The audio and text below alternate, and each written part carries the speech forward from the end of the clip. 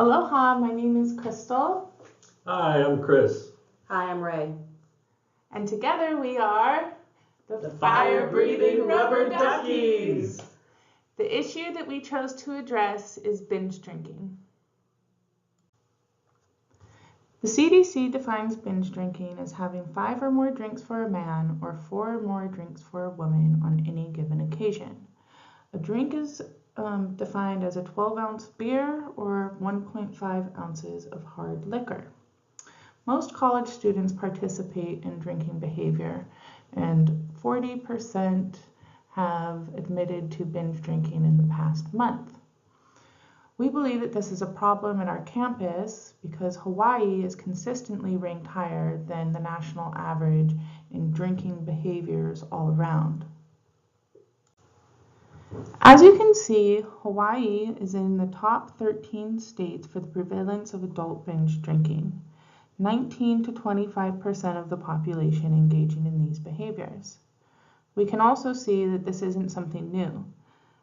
This chart over here, you can see the circles represent Hawaii, while the squares represent the rest of the nation.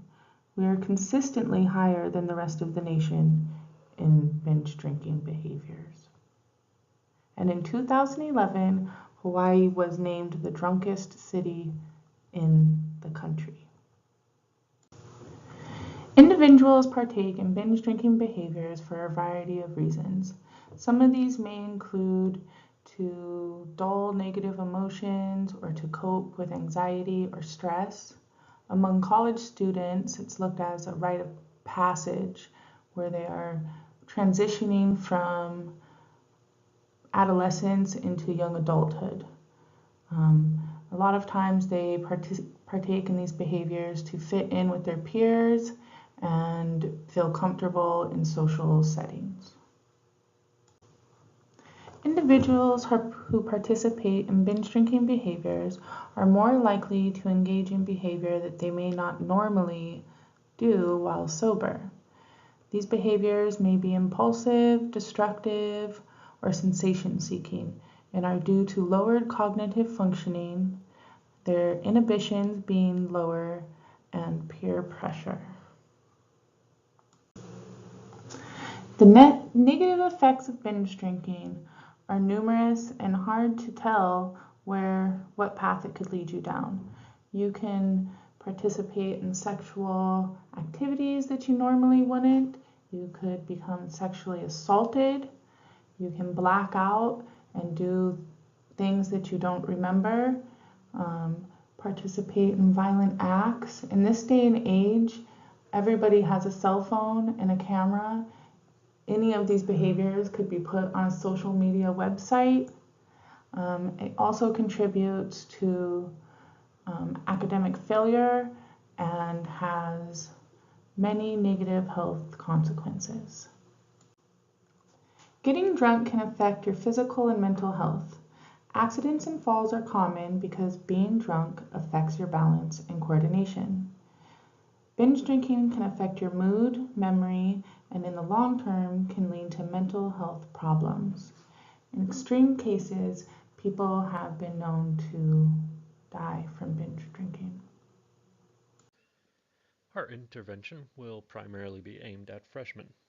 Due to the age of most freshmen and inexperience with alcohol of most freshmen, they are more likely to drink excessively due to not knowing their limits and are then more likely to experience the negative consequences of binge drinking. To this end, we intend to approach our 100 level course professors and request a short period of one of their classes in order to give our presentation. We are hoping to recruit some of the local mental health professionals in our community, such as the counseling staff at Hilo, outside services such as community mental health programs, and we're also open to volunteers so long as we can train them all to be up to date on the most relevant statistics and definitions of these problems and drinking habits. In order for our presenters to be on the same page, we're going to ask that they all undergo a short training with us to update them on the most recent statistics, talking points, and definitions. Knowing who your audience is a large part of any presentation.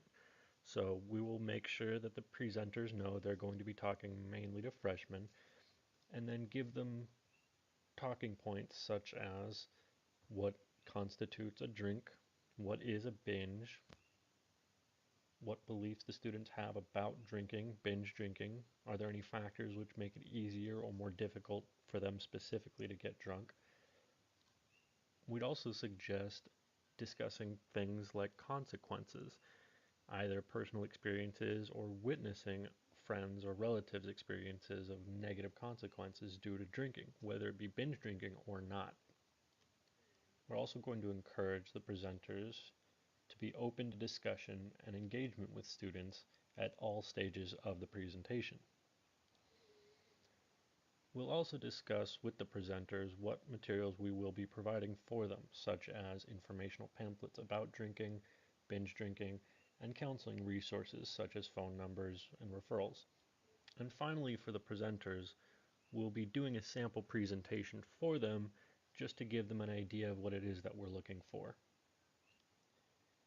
In addition to the presentation, we're going to ask the presenters administer a pretest before doing the presentation. This will give us a baseline in order to gauge what the students' knowledge and beliefs about binge drinking are. More about that later. And before closing our training session, we would want to encourage all of our presenters to discuss openly with us and each other what experiences they have in doing presentations like this before, whether they've had previous experience public speaking on this subject, or what experience they might have had in their own profession in dealing with these demographics. Before administering any surveys or assessments or doing the presentation, presenters will reassure students that all information provided by them on the assessments and the surveys and anything discussed with them during the presentation will be anonymous, of course with the exception of any court-mandated reporting statutes. The assessment we'll be giving out before the presentation was developed by the National Institute of Alcohol Abuse and Alcoholism, and it's a 6-item assessment designed to study binge drinking behavior over the previous 12 months of the individual. The assessment covers things like how many drinks does the person normally consume in a single period, how often they drink, and other vital information. In addition to this assessment, we will be administering our own 14-point personal experience and drinking habits survey. Our survey was designed to get students thinking about their own expectations, belief, and preconceptions about their drinking, such as have they ever felt pressured to drink more, or drink less, to estimate how many times they drink in a given year, month, week, how many drinks they drink during those periods, and whether or not they've ever seen or received any consequences as a result of drinking, as well as putting Hawaii in context relative to other places in the country in terms of drinking or binge drinking. Additionally, the presenters will go on later to discuss the definition of binge drinking, but we did want to ask the students to define for themselves what they believe binge drinking is. In addition to the classes that will be receiving a presentation, there will be a subset of classes which will only receive the NIAAA 6-item assessment at the beginning of the 2-week period, and then a follow-up modified NIAAA 6-item assessment designed to cover the previous 2 weeks. So at the end of our 2-week period, we'll be able to test both the control group and the intervention group against each other to see if there was any significant difference in outcome. Once the presenter is finished with the initial surveys and discussed the purpose of the presentation, they will then give the students an opportunity to share some of their answers to the survey questions. Things such as what constitutes a drink, what is a binge, are there any factors which make it easier or more difficult to get drunk, such as height or weight. Once the students have taken the time to discuss these definitions, the presenter will then inform them regarding the current medical definitions, statistics, and correcting any of the students' false beliefs or preconceptions. The presenter will then bring up the norms that students might have preconceptions about, such as how much does the average student drink? Why is there a minimum drinking age? What might some of the most common consequences of problem drinking for students be? Once the students have given their opinions and have had time to discuss with each other and with the presenter will then inform the students again regarding current statistics and norms. A further discussion period would be encouraged to allow the students to discuss any personal experiences or witnessing of personal experiences in friends or relatives regarding negative consequences for drinking. And the presenters will also be given the task of balancing this message, the scare tactic type message, with realistic sense of personal responsibility for drinking.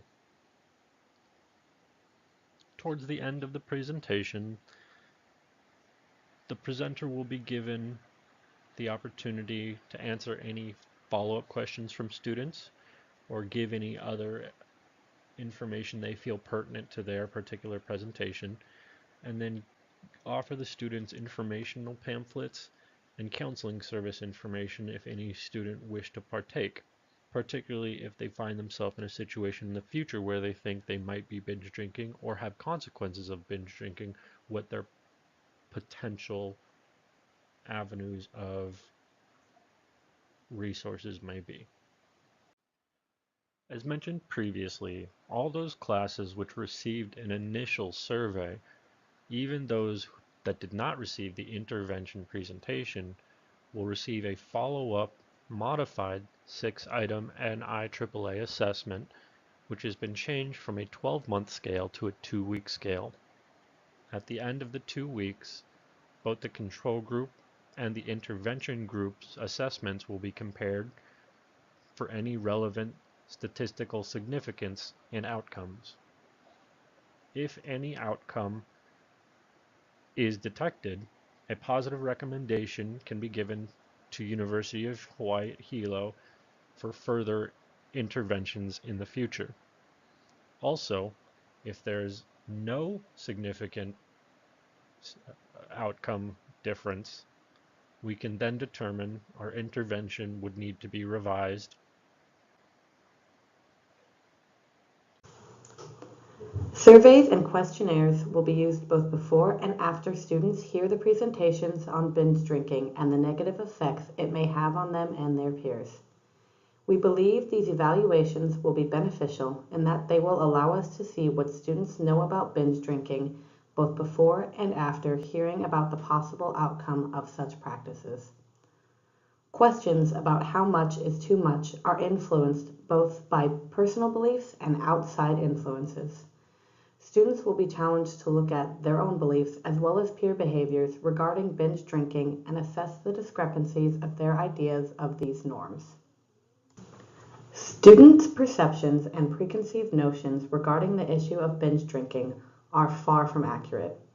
According to a survey by Weschler and Kuo, in general, 47% of the students underestimated the binge drinking rates at their schools, whereas 29% overestimated the levels, and 13% were accurate within 10%. This displays the importance of conducting an evaluation about students' insights regarding binge drinking. It also shows informing students is a meaningful way to prime them for the lecture about the effects and consequences of binge drinking. Students will yield to the authority of lecturers and obey them due to the knowledge and professional nature of the lecturer. We hope that students will feel pressured by the speaker and those around them to refrain from binge drinking. Even if fellow students do not agree that binge drinking is an issue, we hope that the lecturers will use words and phrasing that cause students to believe that other students think poorly of binge drinking.